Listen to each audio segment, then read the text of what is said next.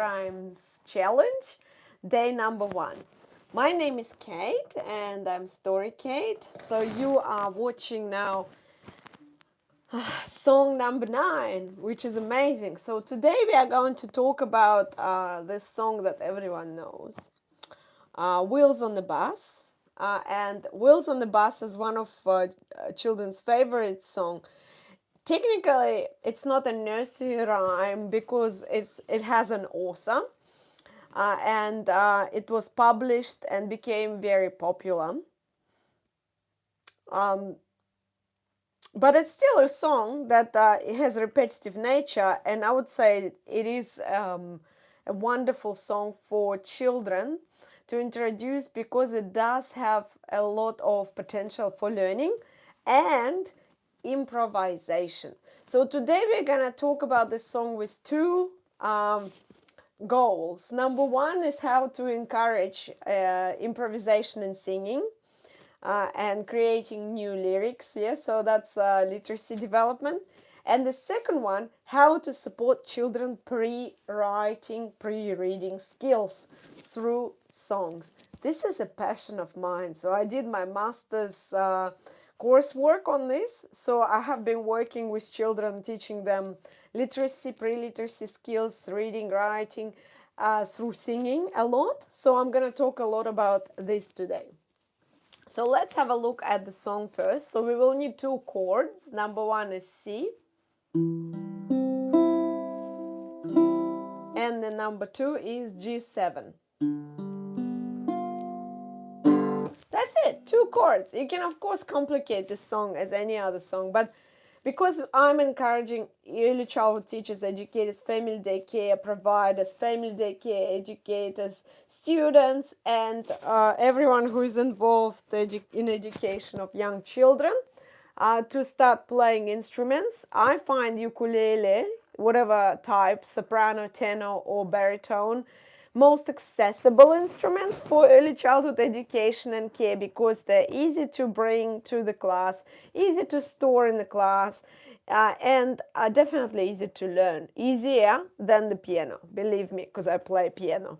I had to learn for 7+ years, and I'm still not the best piano player. So while ukulele takes about, I'd say, a year or 2 to become really good, but first few months you will learn the basic chords and will be able to play straight away. Let's get started. I'm playing baritone color ukulele, my favorite one. It's an acoustic one, so that's my favorite instrument, to be honest. About strumming. So as I'm always saying, you can start with just down strokes.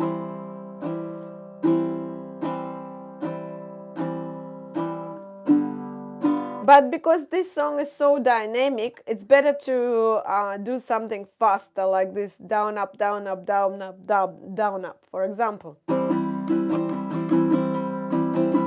So that creates a movement, yes? So the wheels on the bus go round and round, round and round, round and round. The wheels on the bus go round and round, all through the town.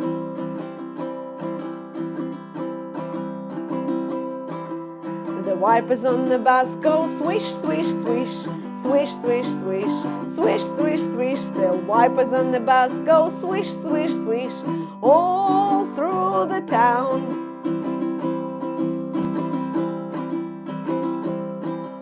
The horn on the bus go beep, beep, beep, beep, beep, beep, beep, beep, beep. The horn on the bus goes beep, beep, beep, all through the town.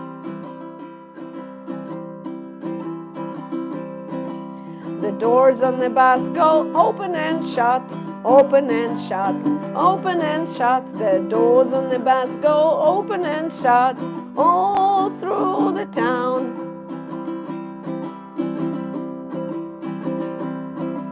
The babies on the bus go wow, wow, wow, wow, wow, wow, wow, wow, wow. The babies on the bus go wow, wow, wow, all day long. The drivers on the bus says, move on back, move on back, move on back. The drivers on the bus says, move on back, all through the town. The parents on the bus say, I love you, I love you, I love you. The parents on the bus say, I love you, all through the town. Now I'm gonna stop and we can ask children for extension. So that's why this song is amazing, because it does promote improvisation. With this in mind, it's very important that we do have this beautiful extensions for. So singing by itself is an amazing activity. Singing is definitely a teaching strategy. However, we also need to consider learning, because children are active and involved learners.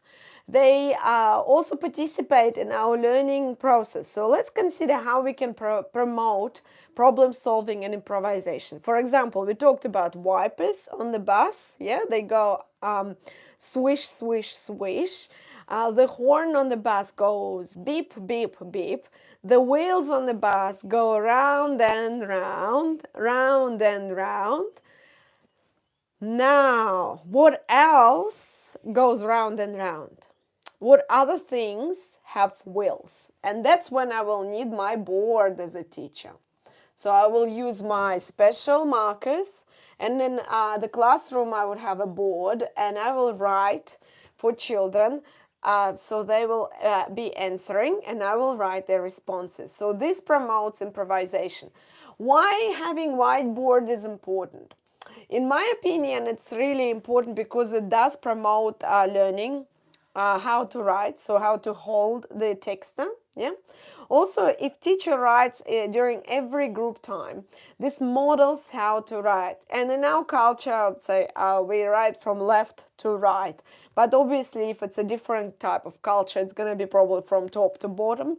Most Western songs, they go like this. So you write from left to right and from top to the bottom, right? You also can introduce diversity in this regards, especially if you have a child who speaks Mandarin, or Korean child, or child who is from Japan. So they can bring some of culturally significant texts, for example, bus tickets, menus, takeaway menus, or newspapers, whatever you can find at home that is relevant and that parents are using, even, I don't know, food boxes. And then we can have a look and see how you need to read in this language. So that's really great for introducing different types of writing. But what I want to do as well, apart from writing down children's responses, which may be a car, so you will write down, okay, a car, a car. And a car has wheels, that's right. You also can be a little bit more intentional. For example, they can say bicycle, so you will spell the bicycle right. When you do that, make sure that you also add a little bit of drawing. And I know you might say, hey, I don't even know how to sing, and you are now encouraging me to draw. We all have different talents. Drawing is not my talent, for sure. But I do draw a little bit just to involve children in understanding of symbols. As you can see, this is supposed to be a wheel. This is supposed to be round and round. And if I will try to draw a bus, it's probably not going to be amazing, but it's going to be something that is a symbol of a bus. If you can use felt cutouts as well, that would be amazing. But using pictures is also improving children's understanding of written language. It helps them to decode and eventually start reading, okay? So that's why when you write their response, you can also draw for nonverbal children, or children who, pretty much most of them, are not yet able to read. Writing is still required, I think, because it does model how you do things with children, and it does model writing and does model reading. So you're not only writing their responses, you are hearing what they're saying and writing down words. So that's what I would do during group times when we have discussions. on a daily basis. It's very, very important skill for teachers. I think especially if you are teaching 3+, children 3 years of age and beyond. With toddlers and babies, you don't need to write, but you can. So it's not that you shouldn't. Why not? The earlier they will be exposed to things, as long as it's not pushing, it's just a context. Yeah, so that's culture. In our culture, we still write. We type a lot now. We use voice for, I guess, asking Google and all the other things, Siri. But we also do write a lot still. So when they will be saying that car has wheels, a bus has wheels, and you will hear a lot of similar responses. A bicycle has wheels, a motorbike. This is a great opportunity to talk about how do they know, and talk about children experience. They might say, my dad has a motorbike, I have a motorbike, a toy motorbike. They definitely have their own funds of knowledge, and that's when you will start having a conversation. So then you might ask, what about a boat? Do they have wheels? What about a plane? And they might say no, but then you will show them a picture of a plane and they will discover that planes also have wheels. And when they do go to do the takeoff, because I took the plane recently, it's called taxi, right? So, and that's very interesting. A taxi car has wheels. Uber has wheels, etc. There are other transports and vehicles you can talk about and how the wheels go round and round. A part of wheels, you can also discuss with children what else goes round and write it down on your board. So in terms of improvisation, now you can ask them, okay, so we had few lines in the song. The wheels on the bus go round and round, round and round, round and round. The wheels on the bus go round and round, all through the town. How can we change now this song by adding all your suggestions? We're gonna do it now. Ready? The wheels on the car. Okay, the wheels on the car go round and round, round and round, round and round. The wheels on the car go round and round, all through the town. Do cars have wipers? Yeah, they do. Yeah, they do. Let's do it again. The wipers on the car go swish, swish, swish, swish, swish, swish, swish, swish, swish. The wipers on the car go swish, swish, swish, all through the town. Do cars have horn? Do they beep, beep, beep? Yes, okay, there you go. The horn on the car goes beep, beep, beep, beep, beep, beep, beep, beep, beep. Do they have doors? Yes, and do they go open and shut, or we just open them? Yeah, we can open the doors, so let's sing this one. The doors on the car go open and shut, open and shut, open and shut. The doors on the car go open and shut, all through the town. Can we have a dog in a car? Yeah, I drive my dog around, so let's have a dog in the car. The dogs on the car, what do they say? And that's when you invite children to improvise, yeah? So to add to your story, and that's really, really excellent moment. I like the wheels on the bus because everyone knows this song, including often children who are newcomers and they are not exposed to English as their first language, so they still could have heard this song on YouTube or on TV.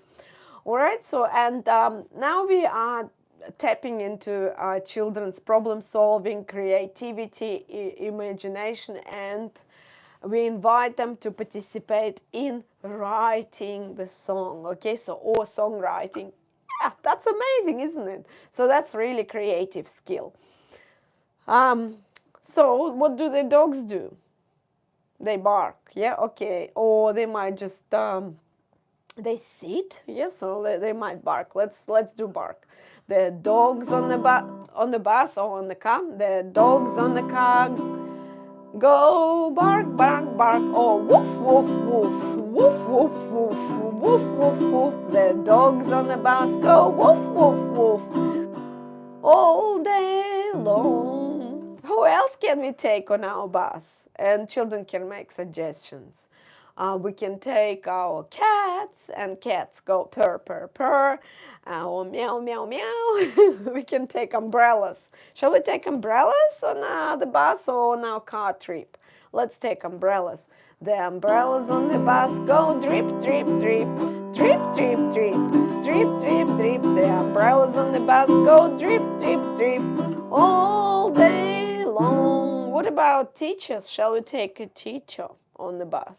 Yeah, let's take a teacher. The teacher on the bus go. What does she say or he say? He says, he says, sing along, sing along, sing along. The teacher on the bus go sing along all through the town. So that's the gist of it. So you improvise. You can add, like, let's say the grandma on the bus go sleep, sleep, sleep. And then whatever comes to children's mind, really. You can only prompt them literally, and then they will come up with the ideas. Next thing that I was going to talk about is modeling writing. So I already kind of touched on it, but I also gonna talk about a little extension that you can do with this song. Let me just log on to my computer. Okay. So this is a craft or creative task you can do after this song. So I know it's not really easy to see, but this is a bus that is made from recycled resources. So these are the lids from milk or juice bottles, and this is just a box that a child made. So she was missing her mom, and when we had a beautiful session singing this song with the Wheels on the Bus in Somerville long day care, she was still upset and asked her, would you like to make something for your mom and also to show that you love this song, Wheels on the Bus? And she said yes, and we started to make this beautiful bus, yeah, and it took her like quite a while to make this beautiful bus.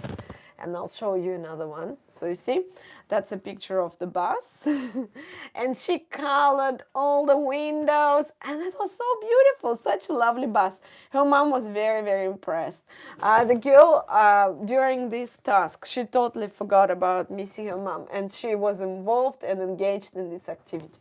So making a bus from pillows, from loose parts, from paper, from whatever you have, recycled resources, could be a perfect extension. You also can set up imaginative play, of course, playing bus. Children love it. Yeah, played it with a lot of groups of children. We just need to organize chairs in the way that the bus is organized. Yes, so and then we need to give them tickets, and they just jumped onto this idea. So that's again teaching literacy, sorry, in a way that is through play. So you're using imaginative play to introduce the concepts of tickets and print. The concept of print means that children recognize printed messages everywhere. So tickets are one of the examples when we have a print. Yeah, so we also can introduce the idea of composting tickets. Even now when you go traveling, you still have to use tickets sometimes. Yeah, we do tapping cards a lot, but we also still use tickets, right? There might be electronic tickets, but paper tickets are still in place. All right, so and that's an example of extensions, imaginative play and creative play. But on top of that, I want to show you one thing that you can do. You can create the poster about the Wheels on the Bus using pictures. I encourage you to make large posters. For example, A3 is bare minimum, but if you can go further and create a really large poster and use a very good texter to write the words or print the words, so that children can see the text. So this is an example of how I make my own stuff. So I'm just gonna enhance it. So this is a big poster, and I use just a texter and a poster paper that I buy in Kmart, let's say. Or use recycled paper. So they are really good sturdy cardboard papers available now. And this one is about a pie. So that's a story about pie. And this is how I unpack it and I teach my children to read. You don't have to do it with kindergarten children, preschool children, but you can start introducing this concept. So you don't have to push them to read, but you can also follow their lines when you are singing. And this introduces this concept of reading from left to right. So for example, it would be the wheels on the bus go round and round, round and round, round and round the wheels on. So what is important about these posters? That they should be displayed at child's level. Children also can come to this poster and start singing, and that's also a quite interesting spontaneous activity. The other thing about those posters is that they're always available, so the child might pretend that they read. They might not yet be able to read, but exposure to print actually supports recognition of letters, symbols, words, and the concepts of print, yes, so of reading, so and writing and typing, etc. So that's very, very important part of emerging literacy. Consider having posters of famous or their favorite songs in the classroom, either printed or put away on a shelf where children can have access. I prefer to display them throughout the room. And a little secret reveal, my son learned to read through this kind of posters. So he's bilingual, he can speak English and he can speak Russian. Although we moved to Australia when he was 6, his Russian is still okay, he is able to read and write. And I think mainly because I was reading books, continued reading books, made him to learn to write, so basic stuff. But then throughout our rented apartment, we had wonderful posters like this, paintings, famous paintings. They had the name of the painting and maybe a little bit about the author. I would display some random pictures in his room about Einstein. So I was pretty much following what they call Montessori approach, or you can call it the Glenn Daman approach. But I didn't push him to do it. It was just in the environment, and that's more like in line with Vygotsky theory. So if you have printed texts like this, like let's say if children are into Baby Shark or Bluey song, you can print it with pictures, of course, and display it in the room or outside, and then children are exposed to it. And believe me, because we know this expression that children are sponges, but because of our main channel of learning is visual, they will learn this even without you. But if you will be singing with them and following the lines, this will skyrocket the way they're able to understand it. So this is my little professional secret as a teacher who used to teach children to read and write, and I still love to do it when I have an opportunity. And it's an advanced approach, and it really does help. And finally, singing and reading. A lot of people just teach children to read books, which is definitely amazing. But there is an emerging research from the past few years that singing this song, The Wheels on the Bus, yes, so the wheels on the bus go round and round.